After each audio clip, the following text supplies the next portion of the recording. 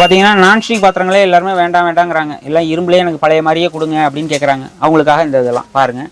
இரும்புலேயே வந்து பாரம்பரியமாக உள்ள பாத்திரம்லாம் பார்க்க போகிறோம். பாருங்கள், இது பார்த்தீங்கன்னா ஸ்டார்டிங் ரேட்டு பார்த்தீங்கன்னா இது 8 இன்ச்சு சைஸு 100 ரூபா வரும். இந்த தோசைக்கல் எனக்கு இன்னும் கொஞ்சம் பெருசாக வேணும்னா 9 இன்ச்சு இருக்குது, 130 ரூபா வரும். இன்னும் எனக்கு கொஞ்சம் பெருசாக வேணும் 10 இன்ச்சு சைஸு பார்த்தீங்கன்னாக்கா இது வந்து 180 ரூபா வரும். அதுலேயே இன்னும் கொஞ்சம் நல்லா ஹெவியாக வேணும், இது கொஞ்சம் மீடியமான வெயிட்டாக இருக்குது, நல்லா ஹெவியாக வேணும்னா கூட இருக்குது, 250 ரூபா வரும். இன்னும் எனக்கு பெருசாக தேவைப்படுது அப்படின்னு கேட்டிங்கன்னா கூட பாருங்கள் 12 இன்ச்சு சைஸில் இருக்குது, 300 ரூபா வரும்.